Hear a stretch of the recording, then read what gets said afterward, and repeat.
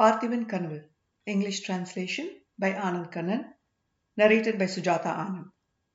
Book 3, Chapter 39, Extreme Penalty. Uriyu's transformation was hard to believe. The city was very well decorated. It appeared that Lakshmi, the goddess of wealth, who appeared to have left the city with King Parthiban's march to war, had returned that day. The mood among residents was jubilant after a long time. People were arriving from other towns on foot and on bullock carts. People had formed spontaneous clusters on streets and were participating in enthusiastic discussions. It was said that the emperor had convened the public assembly and had invited prominent citizens from various towns and villages to participate. People anticipated significant developments and sensational revelations in the assembly. Word had spread that Queen Arulmozhi and Prince Vikraman had returned. Grapevine had it that Vikraman was staying in the Spring Palace under the guise of a trader, had fallen in love with Princess Kundavi and was planning to wed her. Some felt that this event would usher an era of cordial relationship between Kanchi and Uriyur. Some others disagreed with the statement. The latter group felt that Vikraman was under trial for violating the terms of banishment, and the emperor was going to consult the public before deciding on the appropriate punishment. People heard various versions of the happenings at the foot of the Kolli hill and Marappa Bhupati's death. As Ponnan and Valli walked on the streets, people stopped them. Many people asked, "Ponna, what is going to happen today?" Ponnan denied any special knowledge and urged them to be patient until the evening. Valli too was questioned, and she replied in a similar vein as well. The two happily basked in the limelight. As the assembly hall was magnificently decorated. No one who has reached heaven and observed Lord Indra's celestial court has returned to tell us about it. Those who saw the emperor's assembly that day agreed that the assembly must have been a good approximation. Everyone had taken the seats at the scheduled time. The lone exception was the emperor. On one side of the emperor's throne, the Shaivite sage and Sirutondar were seated, resembling the divine advisors, sages Vasishta and Vamadeva. On the other side, Prince Mahendran and Princess Kundavi were seated. Near them were Queen Arulmozhi and the Lady of Tiruvengad, the wife of Sirutondar. Sirutondar's beloved son, young Siradadevan, was seated between two women and was surveying the scene with wonder. Ponnan and Valli were standing behind these seats. In front of the emperor's throne, Vikraman was seated with his head held high, surrounded by the Pallava general and a few soldiers. He was determined not to look at Kundavi, but on occasions his eyes spontaneously went to her.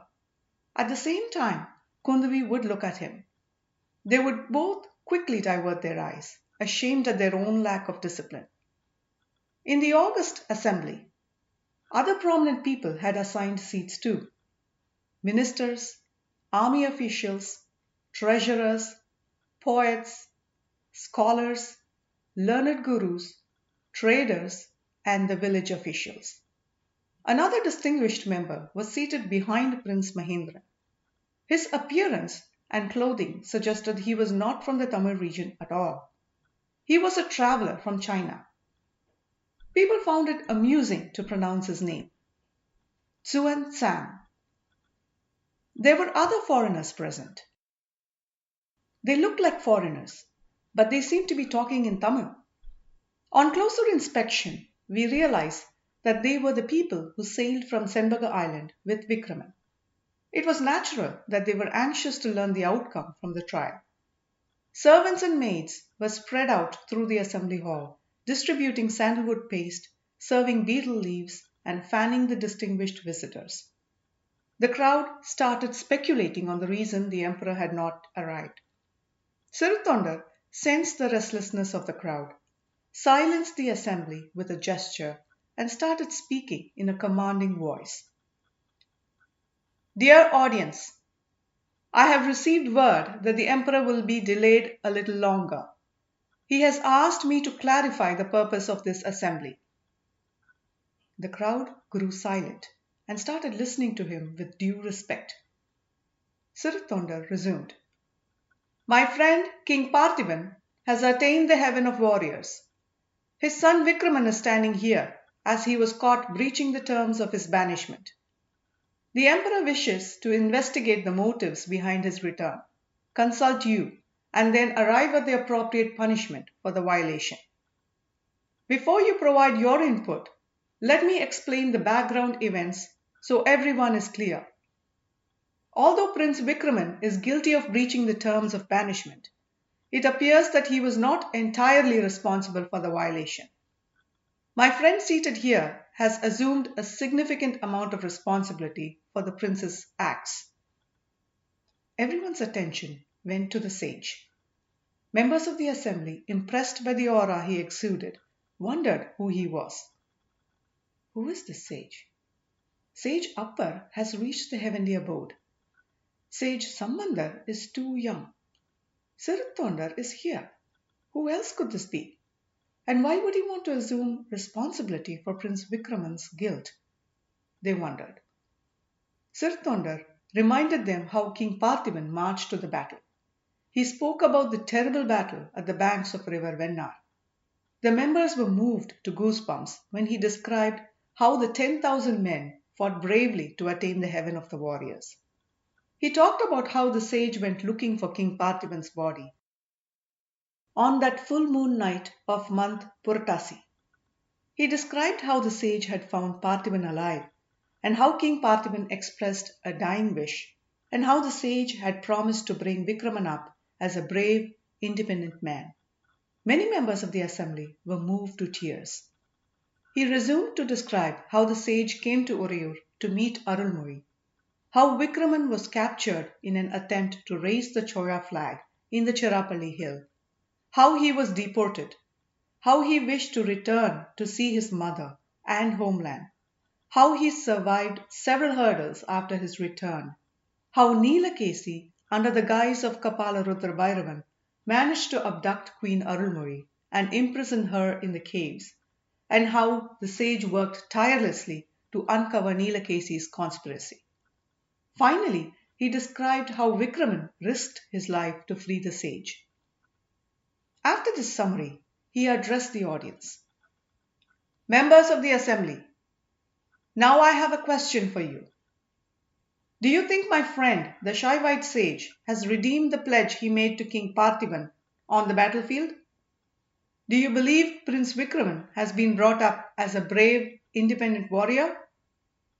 The members of the assembly responded with a resounding "Yes." Their voices were heard well beyond the vast assembly hall. After the noise died down, Sirathondar raised his arm to silence the assembly. He resumed, "I have one more important piece of information for you. After the sage granted the dying wish of King Parthiban, the king asked, 'Your Holiness, may I know who you are?' The sage removed his guise by removing his fake beard and hair. The king died peacefully, satisfied that his wish would be fulfilled." There was palpable excitement in the assembly on hearing this. Sirathondar resumed, "You must be eager to discover the identity of this sage. Here you go." He quickly reached out and removed the sage's beard and the wig. The audience gasped as they saw the majestic face of Emperor Narasimhavarman. The audience erupted with cheers. Kundavi cried, "Father!" as she ran to embrace the emperor. Queen Arulmozhi was overcome with emotion, and Sirathondar's wife supported her as she was about to faint. Vikraman was staring open-mouthed at the emperor. Ponnan grabbed Valli's hand and shook it without being conscious of what he was doing. Someone shouted, "Victory to Emperor Narasimha Pallava!" and the audience repeated the chant. Ponnan spontaneously shouted, "Victory to King Vikraman!" The audience echoed that too. In this melee, the audience discovered that the sage was no longer at his seat. Siritonda rose again and spoke. Dear members of the assembly, there is one more item on the agenda. Emperor Narasimhavarman will sit on the seat of justice and pronounce his verdict on Prince Vikraman's offence. In a while, the emperor returned to the assembly, clad in his royal clothes. As he occupied the seat of justice, the members of the assembly chanted, "Victory to the emperor!" again. After the noise settled down, the emperor rose. I have learnt your opinion on Prince Vikraman's actions. When someone violates the terms of banishment, they deserve the extreme penalty.